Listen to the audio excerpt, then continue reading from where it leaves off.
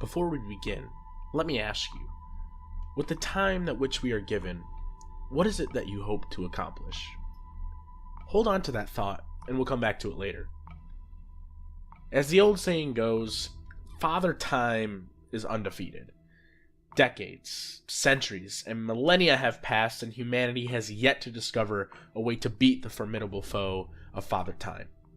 And maybe it isn't our destiny to unseat Father Time as the champion of time and the constant ticking clock that begins the second we're birthed into this world. Maybe our purpose on this earth isn't to live forever and explore beyond the infinite. Maybe our purpose on this earth is to utilize the time in which we are given to achieve the unimaginable. To pave the way for the future of humanity. To rely on our human instinct to survive. To look at our loved ones and use that as a motivating factor to make the impossible possible. In this video, I'll be taking a look at 3 of Christopher Nolan's last 4 films: Inception, Dunkirk, and Interstellar. A set of films I'll be referring to as the Time trilogy, considering that all 3 films utilize the construct of time as a means to heighten the primary conflict of the narrative. This will be the first part of a 3-part video essay trilogy where I focus on 3 films from a specific filmmaker and how their undertones send a broader message to the audience. This is Christopher Nolan in the race against time.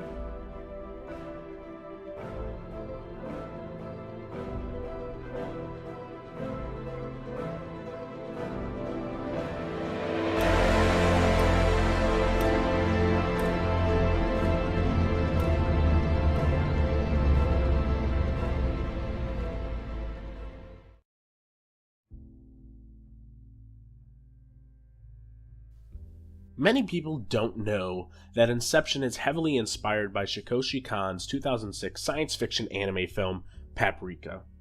From the camera work, the plot, set pieces, and premise, Inception utilizes many similar elements from Paprika to tell its story. This is by no means a ripoff, although many tend to believe so due to Nolan's lack of reference towards the film, but you can see the root of many ideas, themes, and execution in Inception from Paprika. Ever since its July 16th, 2010 release date, the conversation spinning around Inception has always been focused on its final moments before the hard cut to black. Is Cobb dreaming? Is Cobb awake? The 2 biggest questions that left audiences murmuring amongst each other as they left the auditorium. Personally, I tend to subject myself to the notion that the final seconds of Inception actually doesn't matter. Not only for the lengthy discourse about that specific moment, but for Cobb as well. Whether the top falls or stays in that continuous motion is all but irrelevant now that he is reunited with his children for the rest of his life. Nolan chooses to end Inception so abruptly as to divert our attention away from the true beauty lying underneath the entire film that has come prior. We'll be spending our time focusing on something that appears as if it matters, but it actually doesn't, and it begs for repeat viewings. Repeat viewings where we'll uncover more of what Nolan is saying within Inception. Right from the beginning, Cobb's motivation is established as we see his children playing in the sand. To help the audience understand the conflict, Nolan quickly introduces Maul, who at this point we believe is alive and well and evil. Not only that, but time is shown as having taken a toll on Cobb. He has spent a lot of his time away from his children as shown in a phone call back to his home. And within 10 minutes, the motivating factor and conflict for the primary protagonist is given. This sets up for an hour where Cobb gathers a crew together to implant someone else's idea into a target's subconscious. Surely, by now, we are all aware that Inception is a metaphor for movies, and a director gathering a crew together to implant an idea onto the screen to pull an emotion out of the audience's reaction. But that isn't why I'm here dedicating an entire episode to 3 extraordinary works from Christopher Nolan, and starting with arguably his most beloved. The construct of time is obviously a prominent aspect of Inception, but what exactly is Nolan conveying throughout? There's one quote from the film that always stands out to me when understanding the underlying themes and messages for Inception. Well, can we run with that? We could suggest to him breaking up his father's company as a screw you to the old man. No, because I think positive emotion trumps negative emotion every time. We all yearn for reconciliation, for catharsis. This quote here speaks volumes about the motivating force not only for Cobb, but humans in general. Ask yourself, what is a dream that you are striving to accomplish with your time here on Earth? What motivates you to make your dreams become a reality? What is so fascinating about time is that it is a primary conflict for all of us. We have to make sure our teeth are brushed, body washed, and stomachs full before we head out for a long workday. If we don't check those boxes in time, then it can make for a pretty poor day. If we don't manage our time properly, then we can lose track of it. The hands will keep turning, and our lives will begin to spiral, and time will start fleeting by in the blink of an eye. I believe that what Nolan showcases here is that time is never going to be on our side, and we need to use time properly to make our dreams become a reality. For example, Cobb's reality is that his wife is dead and he is on the run for being the alleged murderer, and he hasn't seen his children since Maul jumped off a building. His dream is to reunite with his children, and every time he is in the level of a dream, his children appear because he understands what his dreams are and is fearful that his dreams may become the only reality he knows, yet unaware he'll be stuck in a dream for the rest of his life. This is generally the basis for those that believe Cobb is dreaming at the end of the film. What Nolan creates is a unique crutch for his narrative: the totems. The totems allow for characters to maintain a grip on their reality. Cobb's totem is his wedding ring, not the top we see continuously throughout the film. The ring is on in dreams and off in reality, so he knows when he is awake and when he's dreaming. He uses Maul's totem throughout the film because he touched Maul's totem and therefore knows its weight and balance. In doing so, it sabotages a relationship with his wife because Maul then lost a grip on her reality after Cobb and Maul spent so much time in limbo. Limbo is the only reality that can be lived with no construction or concept of time. In limbo, our subconscious perceives time as having all but withered away, and all that is left is a semblance of recognition of our former selves. A reality where we can grow old and build the unimaginable and fulfill our dreams. Which sounds great, but in doing so we can lose track of our sanity due to the concept of time being non-existent. Which is why time is such an important tool and is applicable to our reality, so we can keep track of who we are and what goals we intend on reaching and obstacles hurdled. If time wasn't constructed, we'd all be lost in our own unique state of limbo. Sure, we could be doing the things we've dreamt of, but we lose the luxury of a construct keeping us sane and horizons focused. In the end, Inception is more than just a crime drama with science fiction elements that operates as a team-up movie. Inception's driving force through Cobb is his drive to overcome guilt because Cobb was searching for success through sacrificing his wife's sanity, but at the cost of losing his wife, leaving his children, and staying on the run while living with that distance between them, while also feeling a sense of anguish and guilt that he overcomes by wanting to get back to his children. Cobb uses a positive emotion to trump a negative emotion to feel reconciled or some form of catharsis for past mistakes. Aren't we all dreamers? Searching for some form of positive release to make us overcome waves of negativity to allow us to be the best versions of ourselves that we can. Our time on Earth is limited, and Inception is one of those films that uniquely showcases the drive and motivation of making our dreams become a reality during our time here. To not sit by and grow old having sacrificed so many useful minutes that could have been used making the most of our time in space.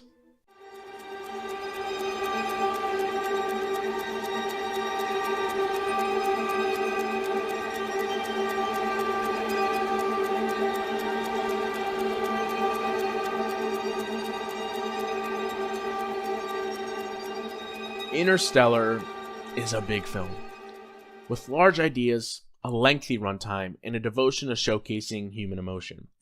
It is a project classified by some as an admirable film with a lot left to be desired, or too direct with its audience, whereas many others believe it's inspirational, harrowing, and glamorous in design and execution. I fall into the latter. The visual language here is simply terrific in the dust-caking toy rocket ships during the opening seconds, setting the tone for an epic tale of sacrifice, space, love, and time. In the earliest stages, Nolan establishes a setting in the near future where Earth's prestigious past is being erased. Old textbooks are replaced with corrected versions to reshape the next generation's perception of our past reality. A past reality where dreams lived large and now being eliminated due to a dying planet in need of farmers. A generation of people have dictated teachings and making society more concerned with the inevitable rather than asking them to work harder to be something greater for the sake of the planet. This is a major talking point in Interstellar as it asks its characters to adapt to their surroundings in hope for a better future. The harsher the conditions, the more we have to sacrifice to stay in tune with our reality. Well, we used to look up in the sky and wonder at our place in the stars. Now you just look down and worry about our place in the dirt. This took a toll on Cooper as the lack of scientific funding prevented he and his wife to catch the tumor that grew in her brain before she died. As science went, so did Cooper's place in this new reality when it began to ask something different of him than what he dreamt of being. A reality that asked Cooper to sacrifice his love for science and space in hopes of saving the world through farming and keeping his feet firmly planted on Earth. When he follows the coordinates to a hidden NASA location, that is when fate takes hold of Cooper's intergalactic journey to help save humanity. When we find out that Cooper sent himself the coordinates in the fifth dimension, we see that as a visual metaphor for motivating ourselves. How our decisions and sacrifice are by our own doing. This is a selfless act by Cooper in potentially sacrificing decades of time to be spent with his kids for the greater good of the planet. Cooper represents a part of our humanity that will find a way because we always have. Our human instinct is to survive and live on, not to stand by and watch our world go to hell and not actively do anything to change. Almost as if we only look down and worry about our place in the dirt rather than using positive emotions to trump negative emotions to achieve the impossible. Cooper is driven by an unshakable faith in science and theory, a faith rooted in believing that the human race is destined to be something greater. I love you forever. You hear me? I love you forever. And I'm coming back. Let's talk about love. Love is a mysterious thing that really can't be measured, only felt. Surely the moment when Brand speaks on love is slightly ham-fisted and clunky, but I firmly believe that Nolan is onto something here. Love is something that we can't explain, so it's sort of evolved into a generational term that assists in defining other feelings such as empathy and compassion. To love is to sacrifice out of a desire to fill the voids in another and oneself. Cooper leaving his children behind is done out of love in hopes of discovering a new world for his children to live and grow old. Once again, to love is to sacrifice. Think about something you love or someone you love and ask yourself what it is you will do to bring them happiness or happiness to yourself. Will you be sacrificing time, money, or even something else you love? Love is complicated, and any one thing or any persons you may feel this towards does transcend any real-world sciences, as it cannot be measured by distance, time, or gravity. I can't be your ghost right now. I need to exist. They chose me. Cooper's call to duty fulfills his dreams so that they can become a reality. Despite the fact that this scene foreshadows what will become of Cooper in the fifth dimension, Cooper's other drive to be a part of the mission is because it fulfills a desire for him. Considering he wanted to be a pilot before the world began to ask something different of him and its citizens, so he took that opportunity and seized it. Knowing that, like Lazarus' journey in the Bible, that Earth might need to die first due to a growing sickness plaguing the planet, until it is to be resurrected thereafter by those a part of the Lazarus mission.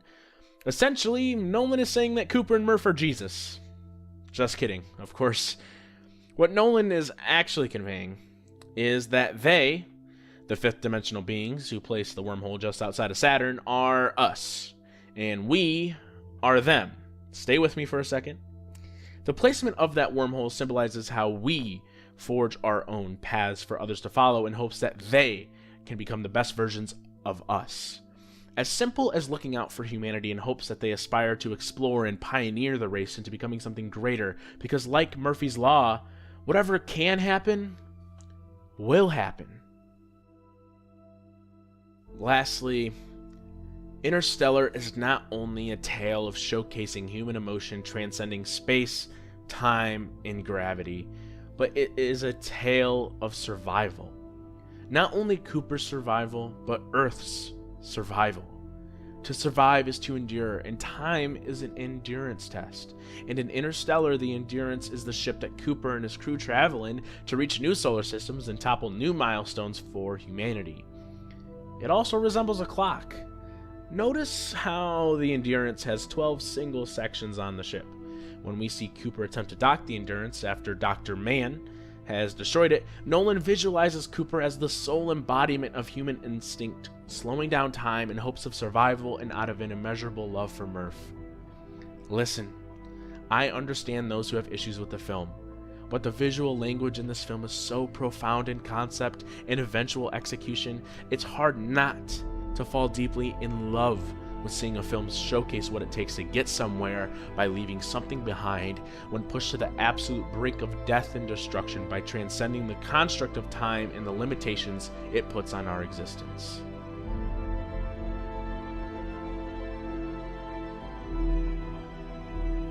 Do not go gentle into that good night.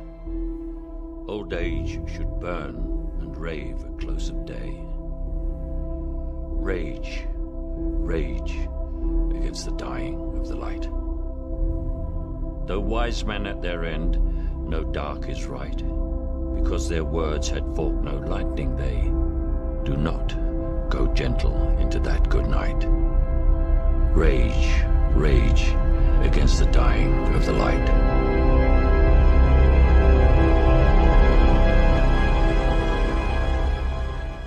Unlike Interstellar, Dunkirk is a much smaller film despite its complex narrative structure and technical grandeur. After 4 ambitious films in a row, Nolan decided to graze the beaches of Dunkirk during their darkest hour as British and French soldiers were pushed to the brink of death in the face of Axis superpowers.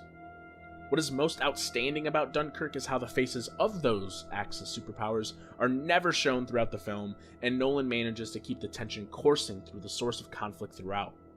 Surely, some of this could be dedicated to Hans Zimmer's score composition, but to make the audience feel a threat so large without ever presenting them as they live and breathe is a filmmaking miracle. Not only that, but Dunkirk is arguably the apex of modern-day technical achievement in filmmaking. From its heart-pounding blending of diegetic and non-diegetic sound, the camera work reaching the heights of the sky down to the crashing of waves against a boat, and even the precise costume and production design that immerses the audience even more. Dunkirk and the events of it are absolutely miraculous, and the technical masterclass is only just the beginning of a movie shaped around those awaiting their fate and hope for deliverance.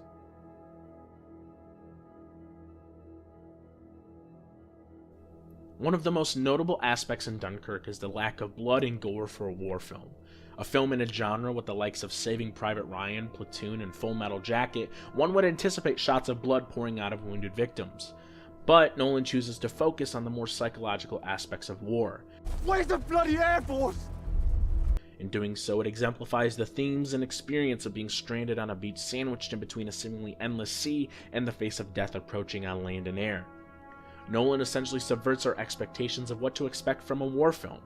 Instead of trying to discover the ins and outs of characters and what characteristics define them, he is more concerned with the intensity and experience of the life or death scenario.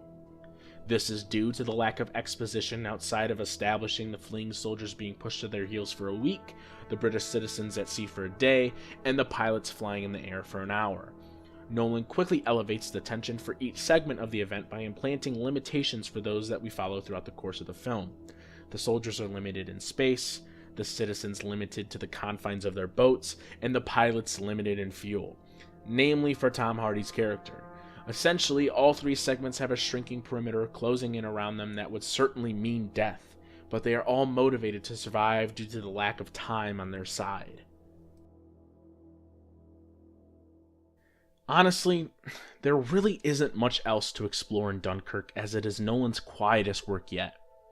There's very little character interactions, thus eliminating his exposition crutches that we see prominently throughout his filmography.